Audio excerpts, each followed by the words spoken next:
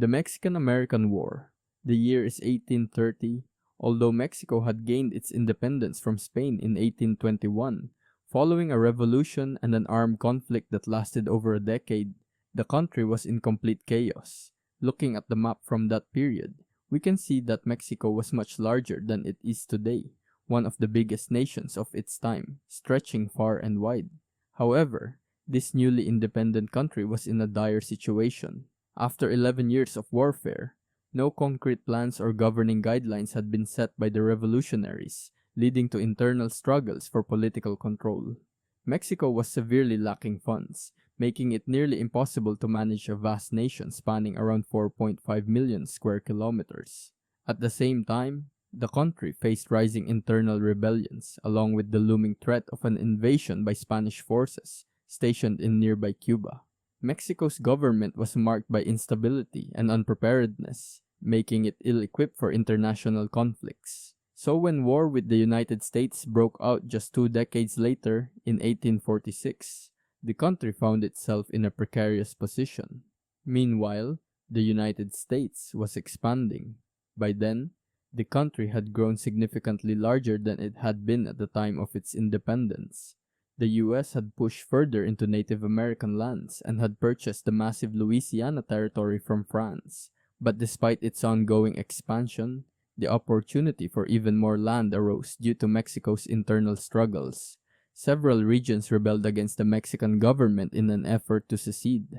Texas, for instance, declared its independence in 1836. Initially, the US chose not to incorporate Texas into the Union, largely because northern politicians opposed adding another slave state.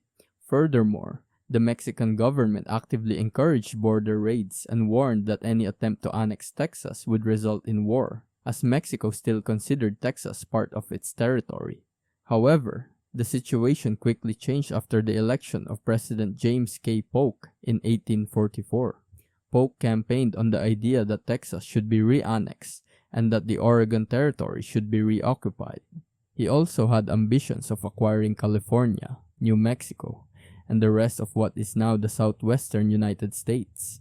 In pursuit of this expansion, Polk attempted to purchase these lands from Mexico, but his offer was rejected. Shortly after, he provoked a conflict by deploying US troops into a contested area between the Rio Grande and the Nueces River, territory that both countries had previously recognized as part of the Mexican state of Coahuila.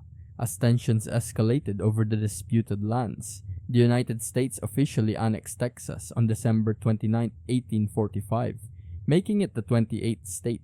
However, this action also meant that the US inherited the border dispute with Mexico.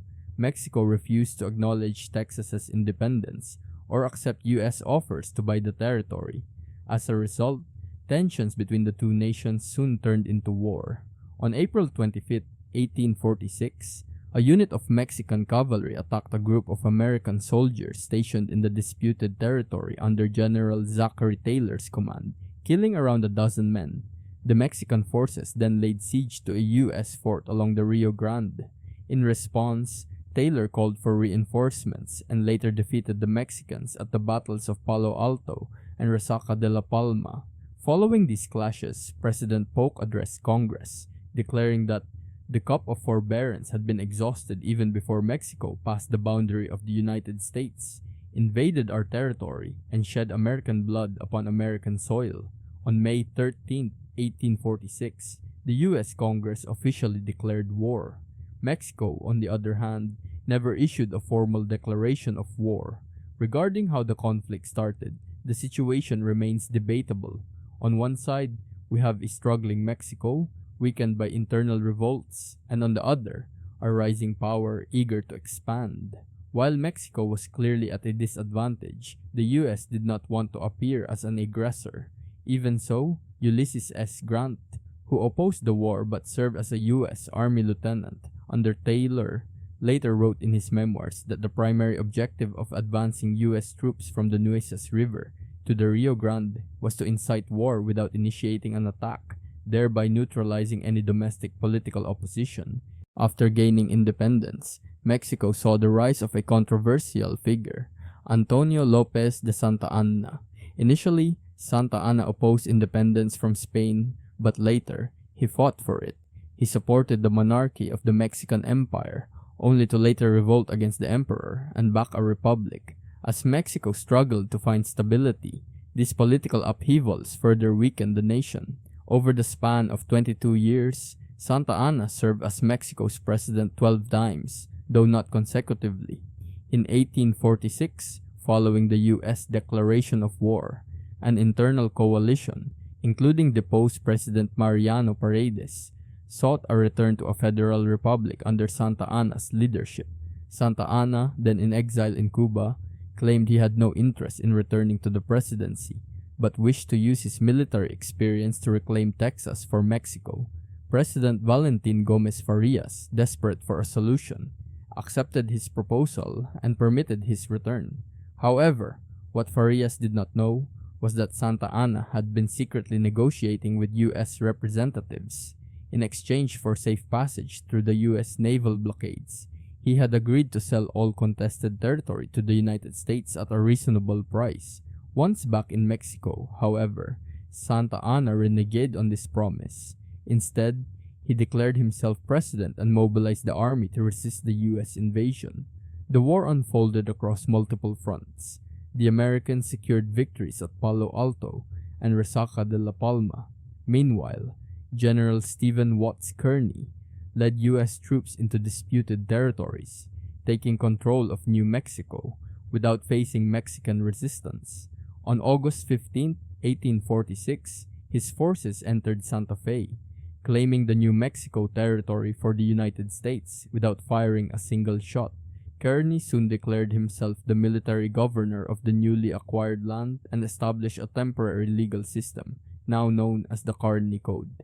In California, the U.S. Navy, under Commodore John D. Sloat, seized San Francisco Bay and blockaded key Mexican ports. Meanwhile, Captain John C. Fremont, leading an expedition in the Sacramento Valley, learned that war between Mexico and the U.S. was imminent. His party returned to California, where he organized volunteers to support the U.S. cause. By July 1846, California was declared free from Mexican control. As the war continued, the U.S. Army advanced deeper into Mexico. General Zachary Taylor led a force of 2,300 soldiers across the Rio Grande, eventually capturing the city of Monterrey after a grueling battle. Meanwhile, President Polk redirected his focus to a new strategy, invading central Mexico. General Winfield Scott led an amphibious landing at Veracruz, the first major operation of its kind in U.S. history. Marching towards Mexico City, Scott's army won decisive battles at Cerro Gordo, Contreras, and Churubusco. Following further victories at Molino del Rey and Chapultepec, U.S. forces stormed the capital. By September 1847, Mexico City was occupied, and Scott was appointed military governor. With Mexico's forces severely weakened and its government in turmoil, negotiations began. The Treaty of Guadalupe Hidalgo was signed in 1848, officially ending the war. Under its terms, the U.S. gained control of Texas, Alta California, and Nuevo Mexico, territories that would later form multiple states. In return, Mexico received $15 million, equivalent to roughly $443 million today, far less than the U.S. had originally offered for the land. Through this war, the United States expanded its territory by over 900,000 square miles. The later Gadsden Purchase further defined the present-day U.S.-Mexico border, solidifying the territorial boundaries we recognize today.